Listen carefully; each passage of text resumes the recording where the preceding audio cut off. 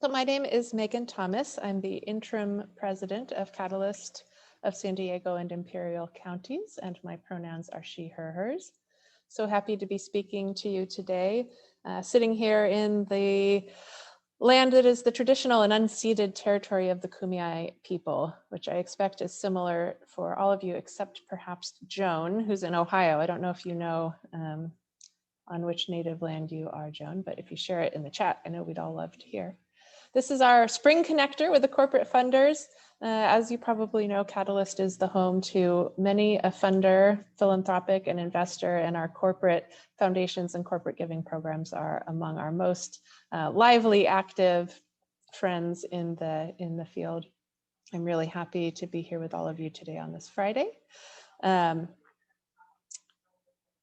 To talk about the things that you all talk about amongst yourselves. We try and create this space because we know there are conversations amongst the corporate folks that are really unique to your perch in the social change, social good world. And it's been helpful to have a place to have those conversations.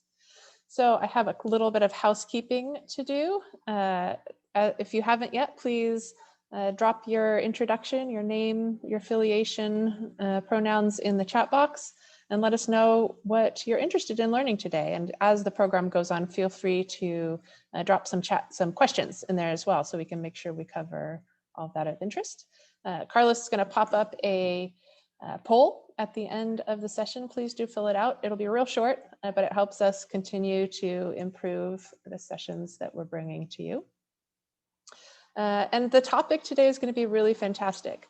We know that all of us are having conversations about how do we build back better? How do we think critically about the communities that we operate in and do our best by the people who live, work, and play there, particularly those who've been shut out of the life that they deserve by the systems that we all interact with.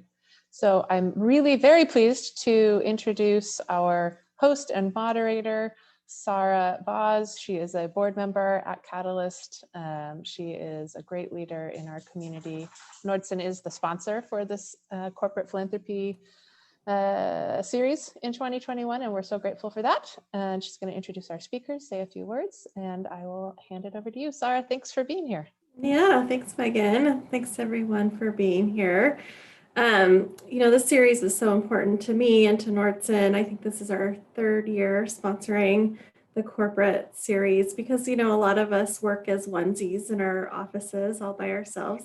I'm fortunate today, two of my colleagues are here virtually. Joan, my colleague from Ohio, and Cindy, my colleague from Georgia, are both here today. But normally we don't get to be together. And so I really rely on this cohort of colleagues to help me talk things through, to be a source of inspiration for me and my work day to day here in San Diego. So everyone on this call is a friend and colleague, and I'm just really happy that we can be together in community, even though it's virtual. Hopefully that will end soon, but it's still great to be able to be together virtually. And, Carlos and I, when we talked about this series, we talked about how we're all practitioners in the field and we really need hands-on tips on how we can advance the work. And so equity is, of course, racial equity is front of mind for all of us. And we're really lucky today to be joined by Sarah and Frank to give us some tips on how we can really activate this work in our day-to-day. And so we're excited to have them and get started. So I'll introduce Sarah Bowles, who is Vice President of Global Philanthropy at JP Morgan Chase and Company, where she's responsible for philanthropic strategy and grant making in Southern California. And Frank Robinson is Managing Director of Diverse Markets and Community-Based Programs Executive at Union Bank, where he strategically advises the President of Union Bank and partners to advance inclusive client engagement and diverse culture. So, wow, we're really, really privileged to have both of them here today with us to learn from. So I'll hand it over to Sarah first to introduce herself and give a little thought and reflection over the past year of what they've learned about using a racial equity lens in their CSR work. So I'll hand it over to you first, Sarah. Great. Thanks, Sarah. Thanks, Catalyst. And just nice to see all of you. Thank you for making the time on a Friday before holiday to be here. Looking forward to the conversation. So as Sarah mentioned, my name is Sarah Bowles. I'm Vice President of Global Philanthropy. My more working relatable title is Program Officer with the JP Morgan Chase Foundation. So I do focus on the firm's philanthropic investments in the broader Southern California markets. And so what I'm hoping to talk today about is in some ways our philanthropy and our corporate responsibility efforts, but I think more broadly, sort of what the firm as a corporation and a financial institution, kind of the journey that we've been on. I would say for the past several years, JP Morgan Chase has really been on a journey towards applying a racial equity lens to our products, services, and initiatives, which includes our work in corporate responsibility, really with the recognition that we need to help turn the tide on this race-based economic crisis, which I think has been really exacerbated by COVID and just the ongoing pandemic. But the different steps, kind of as we've been on this equity-focused journey over the years, are really what helped inform and lead to the firm's commitment, which was announced last October, which is a $30 billion 5-year commitment called the Path Forward. And that is specifically focused on addressing the key drivers of the racial wealth divide. And again, I think it's really based on the recognition that the environment in which we do business is being impacted by a number of critical factors, and that ultimately the long-term business success of our company depends on the success of our customers, communities, and our employees. And that acknowledgement really involves kind of understanding that we can and need to do more and do better to drive sustainable change with a specific emphasis and keeping at the center Black and Latinx communities who have not necessarily been as meaningfully included in, frankly, the financial services field. So this commitment is really a tangible demonstration of this deep organizational cultural change that we are in the process of undergoing as a financial institution to reimagine how we show up in community and to ensure that we're reaching communities that, as I mentioned, have historically been left behind. This is something that our CEO, Jamie Dimon, has been really vocal about, has been on record saying, you know, as a business, we have a responsibility to stand up and take serious actions to address centuries of systemic structural racism. And I think that's been a really critical part of it, is having that message come from the top of the house and having that leadership really be instilled from the top to help trickle down throughout the business. I think we're all kind of aware of the structural barriers in the US that have had created these profound racial inequalities that we've all seen exacerbated by COVID-19. And I think we all also are likely aware that the racial wealth gap that exists in our country not only puts a strain on families' economic mobility and the economic mobility of individuals, but it restricts the economy as a whole. A statistic that I thought was pretty startling was just that over the past 20 years, the US economy has lost up to $16 trillion because of race-based inequalities. So again, thinking about that, not just from a humanitarian perspective and a philanthropic perspective, and like, this is kind of a moral dilemma, but it's also really the right thing for businesses to do in order to, frankly, be successful and help drive economic growth more broadly. So this commitment definitely builds on some of the work that we've done internally and also the work that our foundation is doing. So I do think having the work that we've done in corporate responsibility has been really impactful to kind of surfacing lessons learned and best practices around which the business can then use to help kind of structure this path forward commitment. And obviously, I think would be remiss to not say that obviously last year, the murders of George Floyd, Breonna Taylor, and unfortunately so many others, and that heightened kind of energy around racial equity and the moment of racial reckoning that we're in really accelerated our journey. And I think that's definitely an important piece of it, right? That we were already on this journey, but because of these certain external factors in the moment that we're in, and that 2020 kind of surfaced really helped accelerate that journey. So I'm happy to talk more about Path Forward, but I know I've been talking a lot and I want to make sure that Frank gets his points in as well. So I can save that. But yeah, that's kind of broadly the journey that we've been on. So again, my name is Frank Robinson. I am the diverse markets executive for the bank. This year, I was letting everybody know, I celebrate my 25th year here at Union Bank. Very, very proud of that.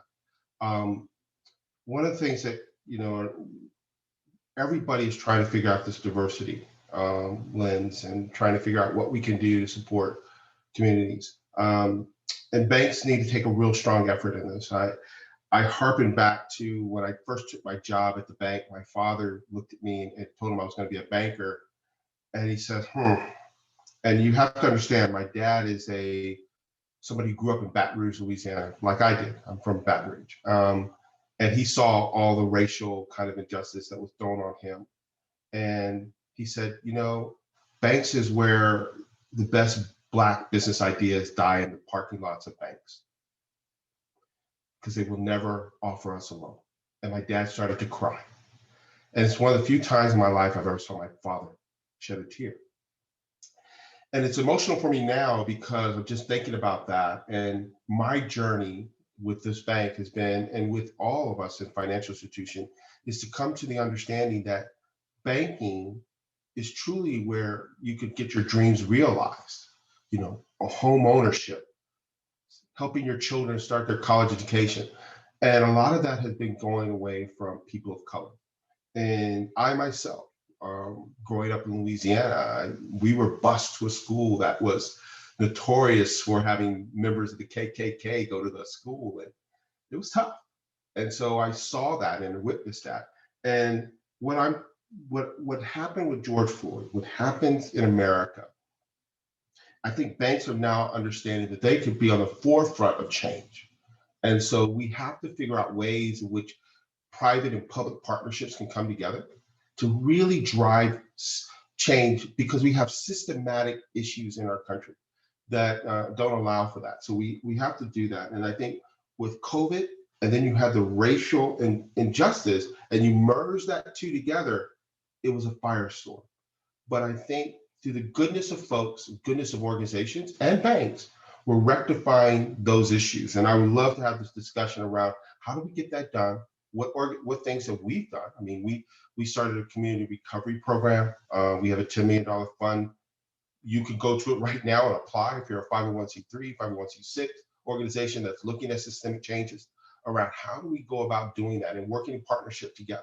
And we've also recognized that this issue doesn't going to be one bank. So there are times I'm going to call Sarah and say, hey, look, I need help on this with Chase. And I'm going to call my friends at Wells, and I'm going to call my friends at US Bank, and because it's going to take all of us to get through this. So I look forward to this discussion.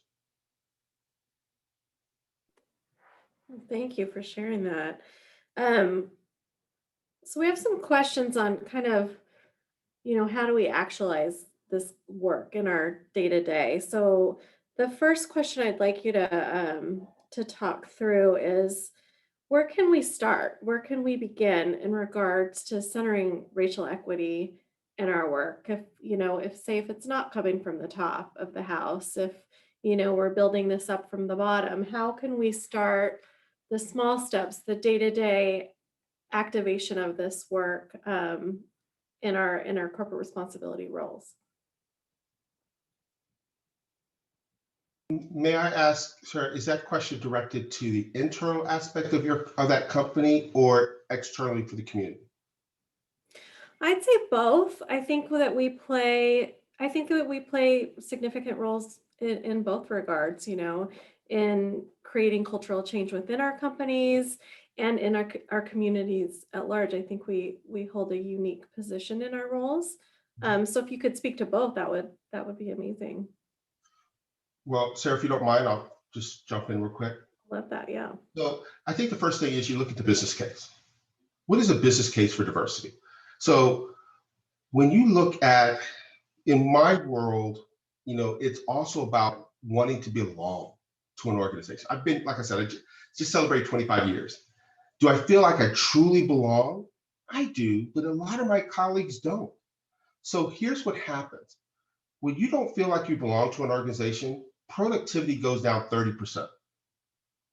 And you do just enough not to get you fired. So that in itself causes major delays, causes inefficiencies, and brings up your costs. So if any CEO is looking at this and going, oh my God, if I just increase diversity, or better yet, if I bring an era of inclusion because I have a diverse workforce, I can increase, without spending any money, increase productivity by 30%. That's a bottom line number. I mean, everybody talks about diversity and inclusion. Here's my definition. Diversity is being asked to go to a dance. Inclusion is being asked to dance. But at the end of the day, it's still your dance.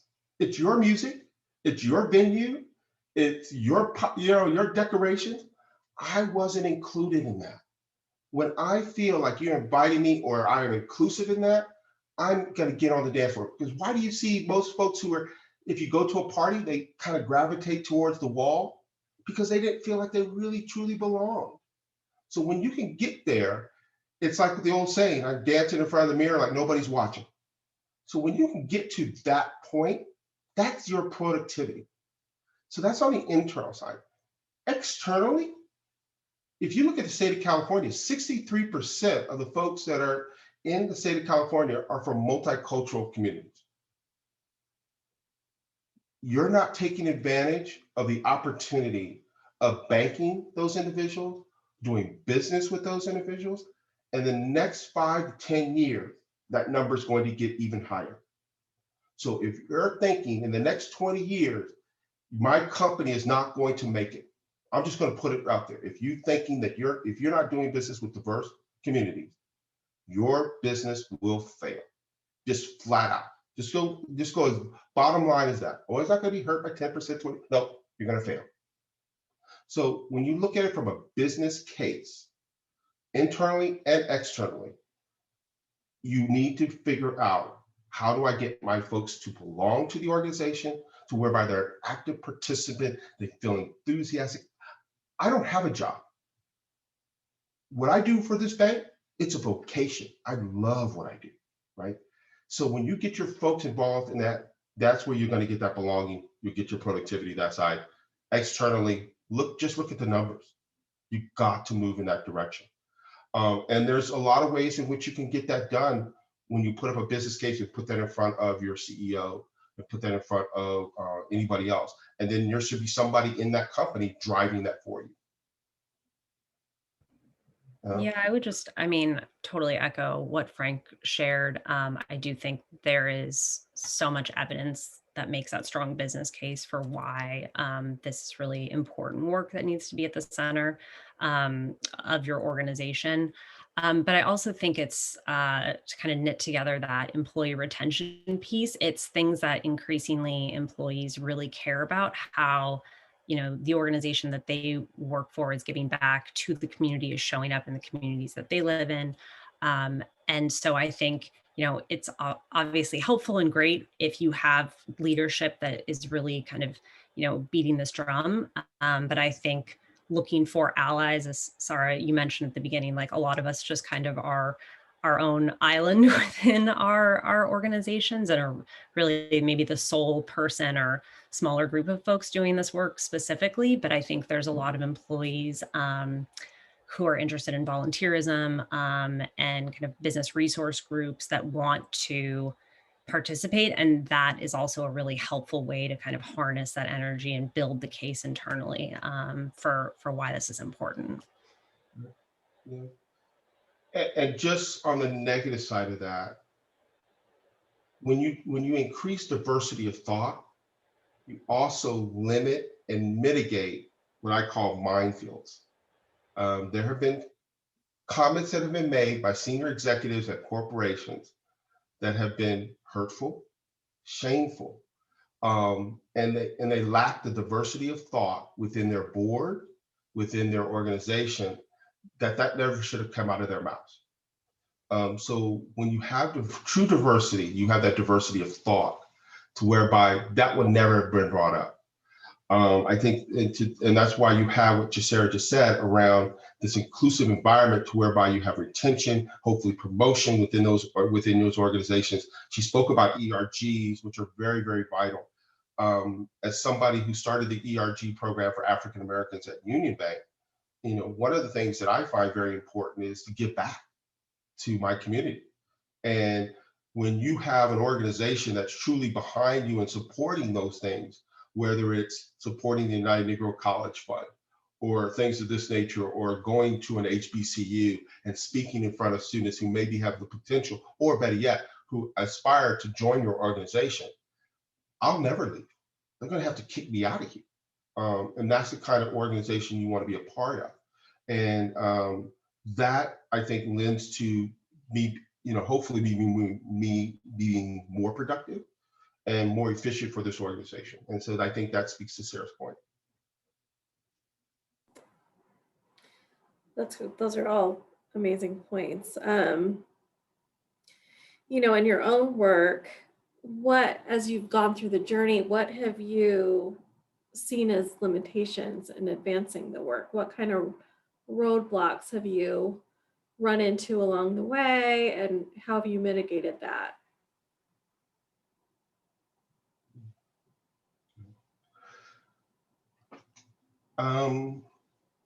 For me, you will find just flat out racism in some of the things that you do. And you will find just insensitive comments, thinking that it's okay to say what they said. And this is not necessarily executives. This is clients coming in who would call somebody. A couple of years ago, we had a person walk into the branch and they wanted to get a rate change. They wanted to get a higher rate on a CD. And there was an African-American branch manager who said, sir, we don't do that. We're not interested in buying money. Money, cash is actually a liability. You want to do the loan because that's an asset, right? And we're like, we were cash at the time. And the person called up somebody and says, hey, I can't believe you got a monkey working for you doing that. By the time it got to me, I'm in another part of the state, the regional president had already cut the guy the check, told him to get the hell out of here. And he was a Caucasian gentleman, our senior executive. And the person who said it was non-white. I mean, it was a non-white person who said that from another minority group, who said that about one of our employees who happened to be African American. So you get that from clients, you may get it but we handle it within 5 minutes. The customer's gone. You go somewhere else. We don't want you here. And we told him, take this couple $100,000, go, leave. You need to be proactive in your stance and who you are as a company. And so one of the great things is you have to look at your mission. You have to look at your values, because I, as an employee, educated, 25 years, I can go anywhere I want to. And I'm not trying to say that boastfully. What I am trying to say is I'm going to pick a company that mirrors my beliefs and values.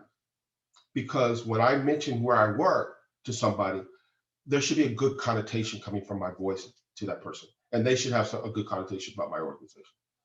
I think a lot of the millennials out there have really made this point very clear to all of us.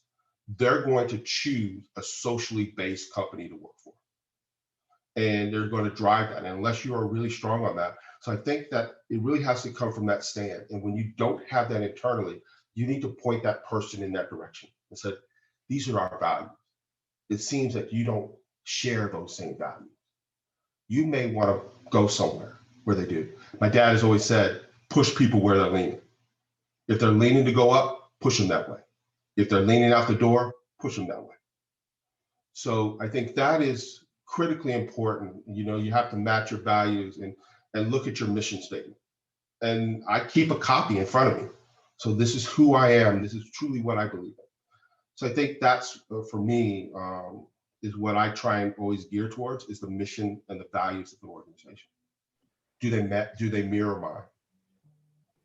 Just a little follow-up question to you, Frank, from Megan. How do you establish and reinforce those values across all departments, levels, locations of the organization?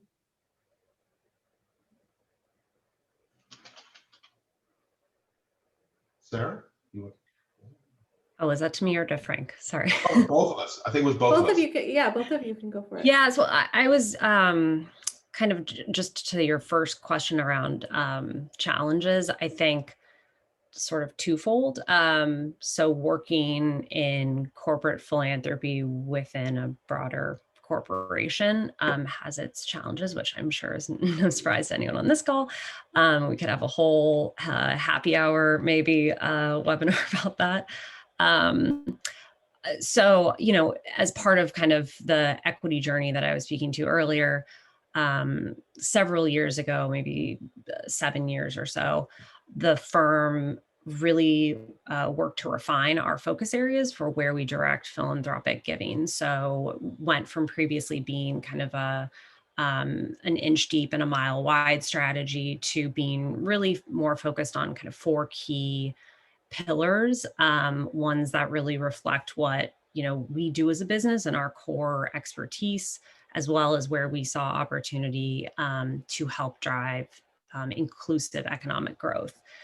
And that, you know, change took and is still kind of ongoing to get all the bankers in kind of bought into this. And I mean, on the one hand, those bankers are involved in the approval process around our grant making. It's a separate kind of work stream, but you know, you want your employees to feel kind of bought in and excited about the work that's taking place and the nonprofits that are being supported. So I think that has been a challenge and an ongoing challenge, just to kind of get that culture shift and get people on board. But I think, to return to the earlier point around having data and being able to really make a strong case about why this is important and why it lines up with what we do as a business is a helpful strategy. And then I think another challenge has been within the foundation, within corporate responsibility.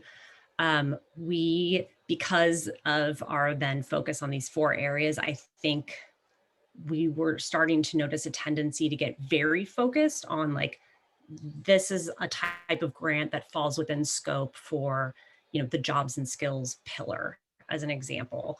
And something that I think has been helpful, frankly, from COVID and this racial reckoning has been, where can we be more flexible with how we think about grants that are in scope? So are things that are less maybe programmatic, but more around capacity building or power building and helping marginalized communities kind of organize and advocate for issues that are important. So those types of grants and frankly, like, scopes of work we're now kind of coming back and saying, where can we, like, as a foundation who are supposed to be really, like, at the forefront of this within the organization, how can we do better and lead more by example? And part of that was actually establishing a corporate responsibility mission statement about how we are actually trying to be more organized and thoughtful in our work. So rather than just having kind of a broad idea of what a racial equity grant looks like, actually putting pen to paper and assigning a set of values and a mission statement to help guide that work, which I think is always helpful in an organization to get people sort of mobilized in that way.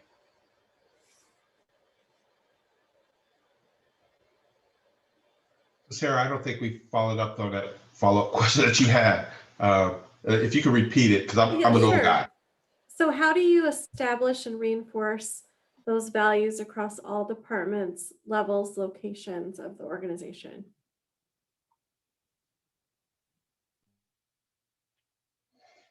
For us, we build a robust reporting system under our CS, under our foundation. Sarah and the person that runs our foundation for our bank, Kathy, are very good friends, from what I understand. They know each other well. So one of the things that we did is we built in that platform whereby we ask the questions up front. How many are you? What percentage of folks are you helping? Is it African American? Is it Latinx? And then we also look at follow-up, and because we want to look and measure community impact, because we are looking for successful programs. We're looking for programs that have done well. If you say you got 1,000 people in the audience, but only 2 got help, is that really driving anything? Or you say, Frank, this program is going to focus in on 10 small businesses, and 8 of them have seen increase in revenue. That's impactful. So we measure that type of success, and that's part of our application process, and it's part of our outcomes reporting when we go back to you and ask what were the success for the program from the funds that were received from Union Bank. And I think Sarah has this exact same thing that they do over at Chase. Similar. Yeah, definitely. In terms of measuring the impact and kind of gathering that demographic information around the clients and communities being served by the nonprofits that we're supporting. And then this year we actually put in place, made some modifications to our application to actually ask that same information about the organizations themselves that we're supporting. So gathering, collecting that data on the head of the organization, like the executive director, what the board composition is from race and gender, not, at least at this point, to make decisions based on that information, but again, just trying to kind of get a better understanding of where we fall, the types of groups that we're supporting, if there are any gaps. I think just the more you know about the organizations that are currently in your portfolio is just helpful to then be able to use that to guide decisions and see, where you could be potentially missing the mark in some areas. Yeah, in addition to that, one of the other things that we kind of look at through our application, is there an opportunity to volunteer with your organization? We look for those opportunities to say, not only to, get our ERGs involved, but other employees. So say for instance, you're doing something in conservation, we're trying to rebuild our green teams again. So those are employees that would go out and who have that same cause and same belief around the environment. So there are certain things that are pockets of communities where you're saying, we could really use somebody technical skills around accounting, marketing. We'll push that out to our marketing division, to the accounting division, to see if there's an opportunity for one of them to volunteer to support you. So all of that we consider that part of our employee engagement. So that's also within the application process.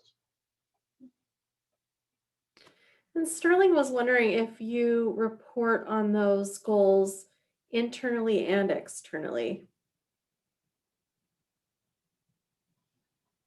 We do both.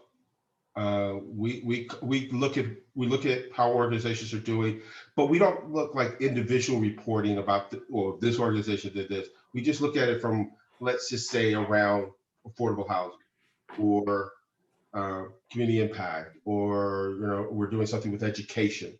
We look at it globally with all the different ones that we've done. So we report on that. We would never single out an organization, of course, on their reporting. We never, no, we don't do that.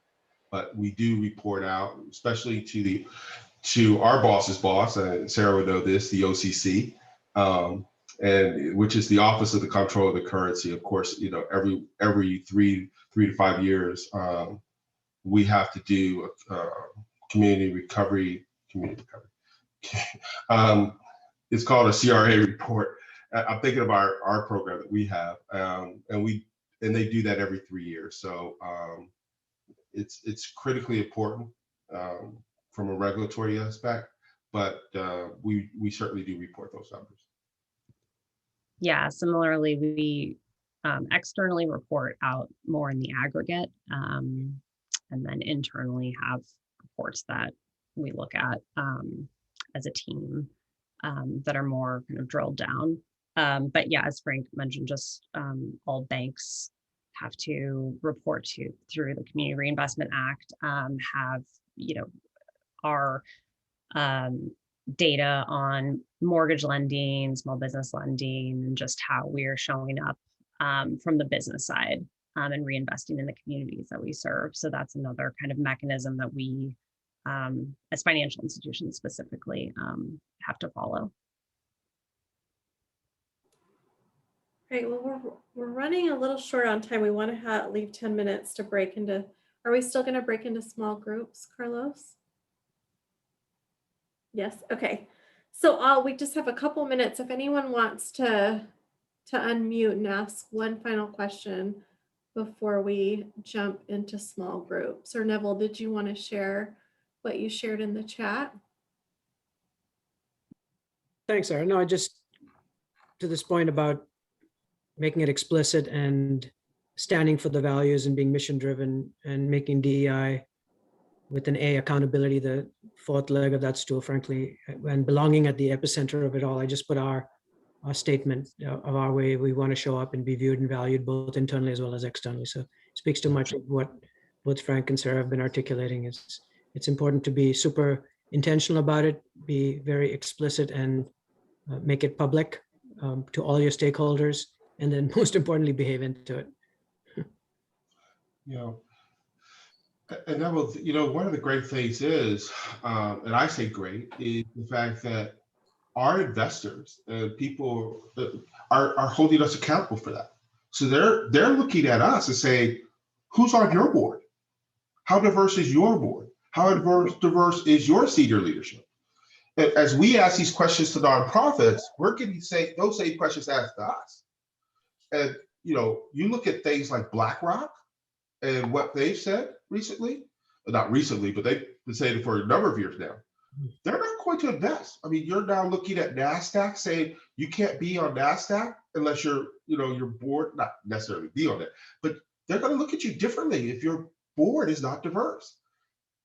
We are coming to a point which is, I think, incredible, where this was never done before. This is an uncomfortable conversation for a lot of folks, but that's okay. And I think it's critically important if we're going to move this country in this direction. So I think your comments are right on the money. We're back. Well, I enjoyed that. I'm sure you all did too. Was there any new strategies anyone learned or thoughtful ideas they want to share out with the last few minutes that we have? No. Alyssa? In our group, Julia was just kind of in the middle of sharing a really big and interesting question that I would love, Julia, not to put you on the spot, but I would love for you to share it out because I think it's on everybody's mind right now. Yeah, actually, Sarah started it, and then it was like, yes, that is the issue that I would like to bring up with this group. And if anyone has started cracking this nut, just this idea that there's, you know, ongoing issues coming up, whether it's, you know, stop AAPI hate or whatever the, you know, current kind of issue out in our society is, and us, our companies need to respond externally, internally, do we make a donation? Like, what is our holistic response? And then at the, on the smaller scale, what are the other elements of it? And this is well beyond the scope of my role, but actually like something that nobody's really taking the lead on internally. And if anyone has started doing this work to kind of build out the framework for how we as a company, and looking at your own mission and your own kind of values and assessing like, okay, here's the flow chart of how we respond and the different choices that we make about, do we make a donation? Do we not make a donation? Does an email go out from the CEO or the head of the diversity, the head of diversity inclusion, like all of those decision points, and just making more authentic and strategic decisions around these things.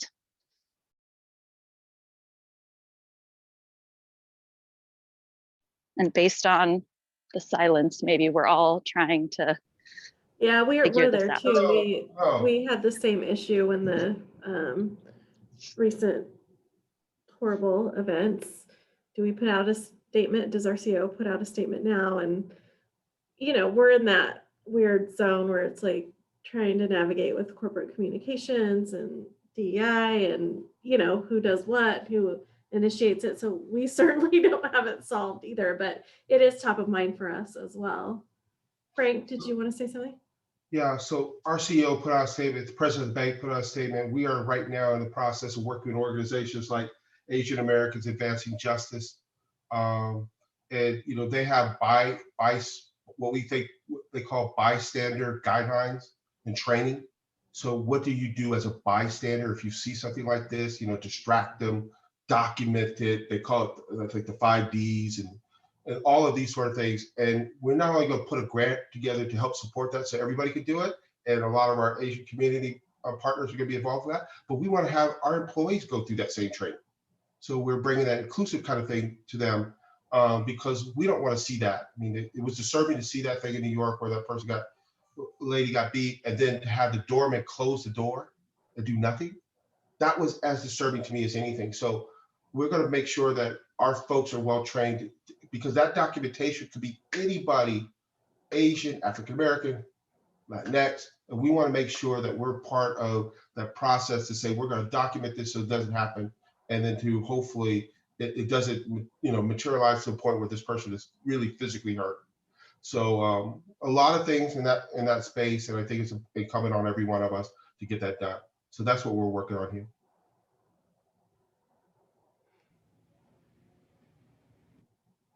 Sterling, did you have something?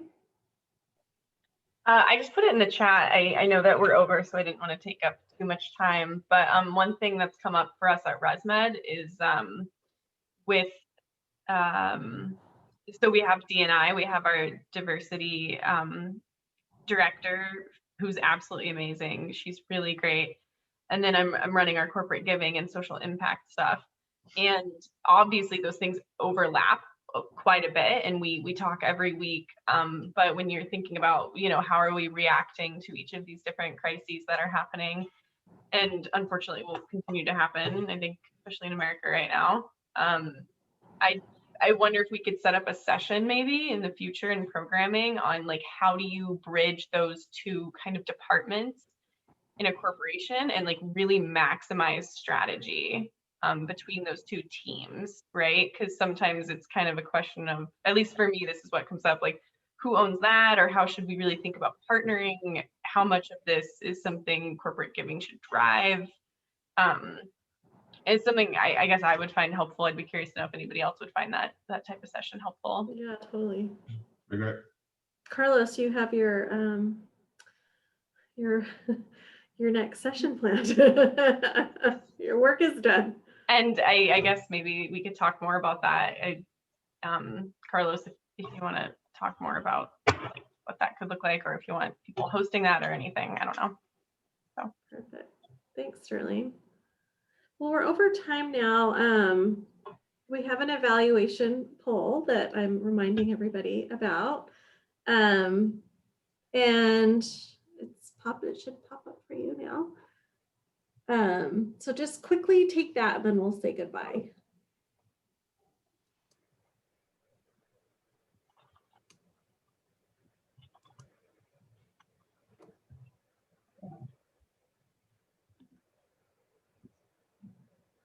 Okay, everybody. This was really, really a great session. Thank you so much to Frank and Sarah and Carlos and Megan, everyone for planning today. I know I feel invigorated to start a holiday-ish weekend. So thank you for your time. It was wonderful to be in community with all of you. And hopefully maybe our next session might be in person outside somewhere. I don't know, fingers crossed. So have a great weekend, everybody. Thank you so much.